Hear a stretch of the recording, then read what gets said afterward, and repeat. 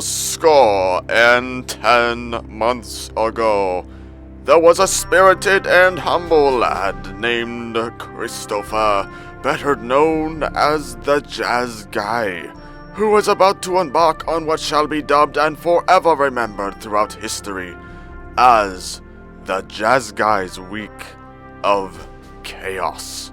Throughout this short period of time, vast swaths of America we call the United States had the utmost privilege of witnessing this famed young buck pass through at breakneck speeds high above in metal tubes. 10 states and the District of Columbia got this immense privilege, and it is with my highest honor to present to you the fabled archived video documentary series, The Week of Chaos.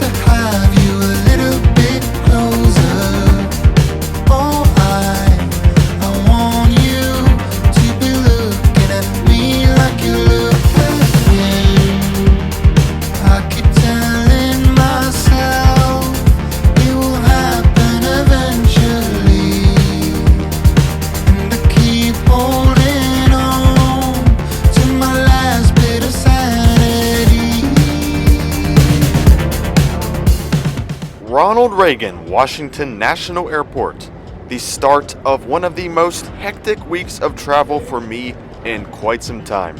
Chaos and hectic are two words to describe what's about to happen, but I can't help but throw in exciting and adventurous as well. My first flight of the trip will be over to Phoenix, Arizona, aboard American's A321neo in main cabin, an aircraft type I haven't yet tried with AA, so definitely looking forward to see if they improved their A321 interior at all.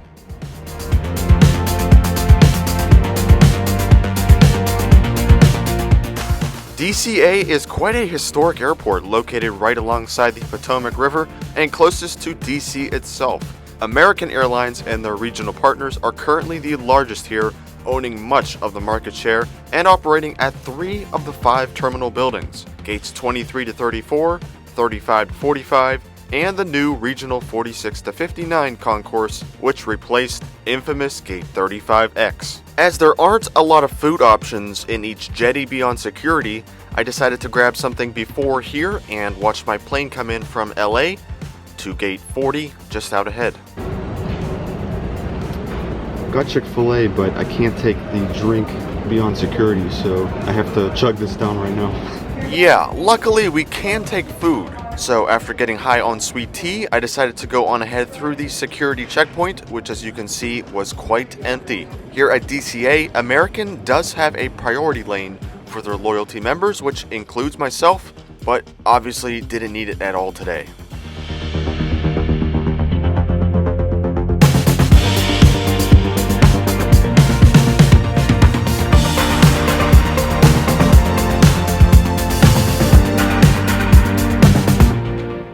Standing at my gate is an N428AA, at the time an only 4-month-old Airbus A321neo. American has 48 of these in their fleet, and they are by far the youngest model type, period. So, let's see how it is. Yes. Technically, I am still in main cabin, but due to my status with AA, I managed to grab probably the best seat on the plane and board with group 4 out of their 9 groups. I'm gonna sing for y'all. How's that? That sound better? Hi there, welcome. Well, my first impression of the American A321neo, it's a little underwhelming. Instead of trying to improve upon their Oasis Kodiak debacle, they kind of just moved that over to these planes too. Doesn't really look a whole lot different from their regular A321s, except for some updated overhead controls and slightly larger overhead bins.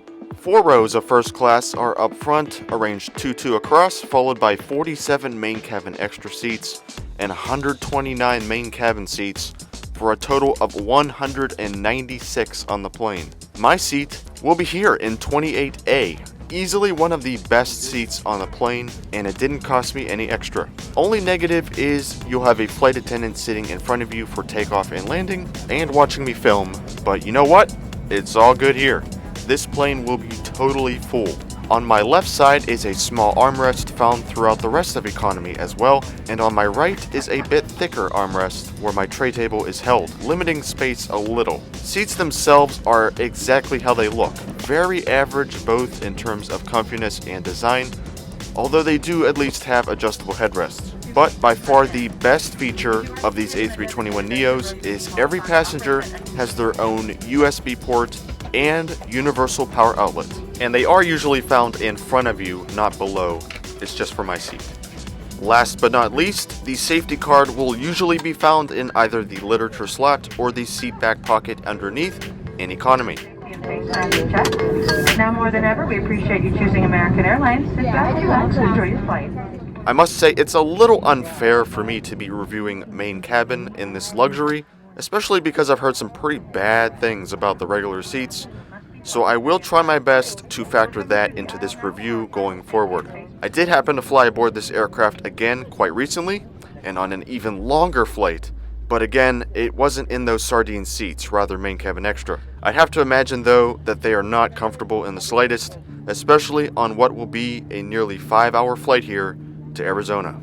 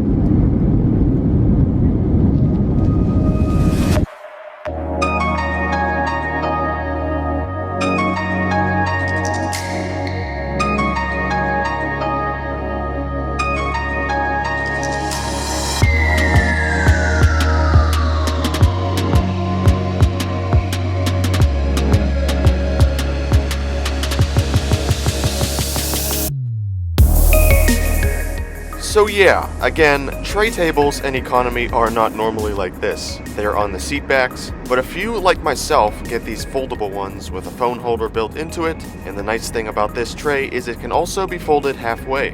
Shortly after takeoff, flight attendants commenced their only in-flight service of the entire flight. Yes, I'm not kidding. 4 hours and 43 minutes of flying time, and we get a hand sanitizing wipe, a pack of pretzels, and a small water bottle. That's pretty pathetic, if you ask me. And I like to say this was due to COVID, but it's still basically the same today. Speaking of our route, we'll be taking a slightly oddball path to Phoenix, passing over Northern Virginia and West Virginia before heading slightly north over Ohio, Indiana, Illinois, parts of Iowa, Missouri, and Nebraska, finishing with Kansas, Colorado, New Mexico, and finally Arizona.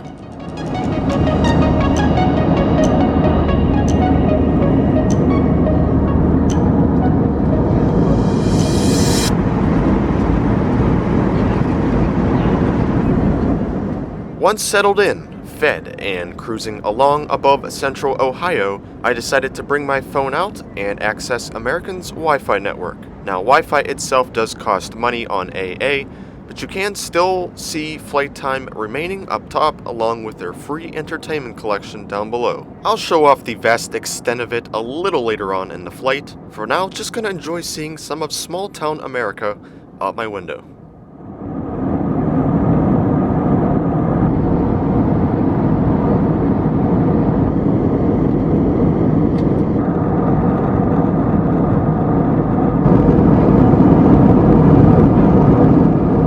Standing in the back of the plane, you can really see the full scope of this densely packed cabin. It also reveals the mood lighting American has on their A321neos and the fact there are no PTVs. When it comes to lavatories, there are 4 in total on board, this being one of the 2 in the back.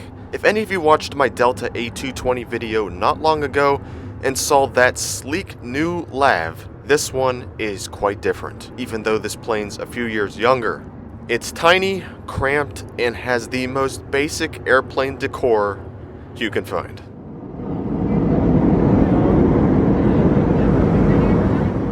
While American at the time was not offering a selection of drinks on their carts, they were still available upon request.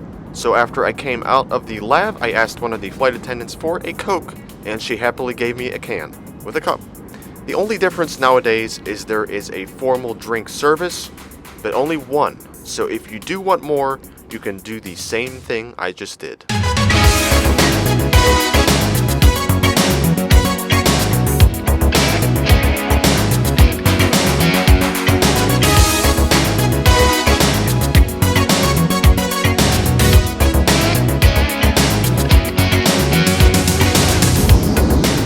Since we're just about to cross over into Colorado and start seeing the landscape really change, probably a good time to show you guys American's IFE system from my Mac. Wi-Fi for the flight, first of all, was $18 in total, which is on the pricey side compared to others. TV shows and movies are free though, accessed from that home screen I just showed. One thing I will say, you can always count on American Airlines having an abundant and diverse assortment of entertainment on board, even if the plane you're flying doesn't have TV monitors. I watched Wonder Woman 1984 in its entirety throughout the flight, and also didn't have any connection problems, which seems to be another common theme on AA. At the time, Americans still didn't bring back their live TV channels, rather having this newsroom setup, but they are back now. And lastly, Apple Music is available as well. And looks like I just finished up this tour in time, as the farmlands are finally changing to some mountains.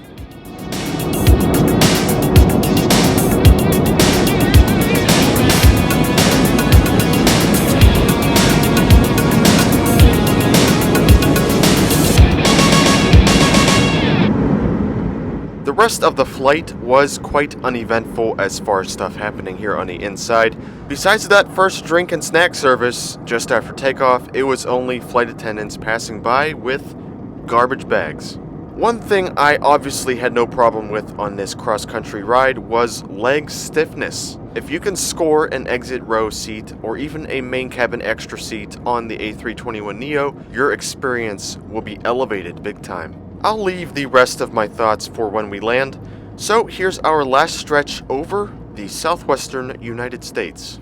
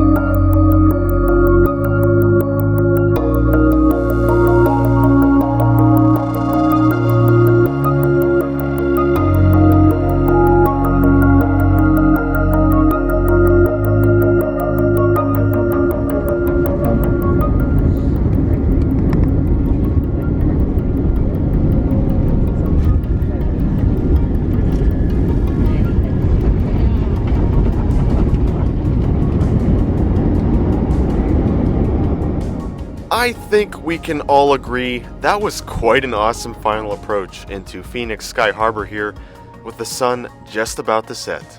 This is now my second time arriving here into PHX, with many more to come, but still haven't stepped foot outside, so definitely need to eventually. Okay, I have very mixed feelings about American's A321neo. I think, based on what most other airlines are doing in the US with their newer planes, I was expecting American to really step up their game and bring us something brand new. Instead, the cabin just feels really basic and even reminiscent of some ultra low-cost carrier interiors. It is loads away from Alaska, Delta, JetBlue, or even Southwest. And it's really a shame, come to think of it. Now, I really lucked out on this flight as the plane was completely full, so this really was a decent flight for me in terms of comfiness, but I'm speaking for everyone else. The service was also frankly putrid. Nothing against the crew, this comes from the top.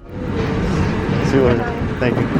As you'll see later down the road, I took American's A321neo on a 6-hour flight to Hawaii, and we also just got pretzels. I really hate constantly hating on this airline, but it's justified most of the time. Things need to change sooner or later.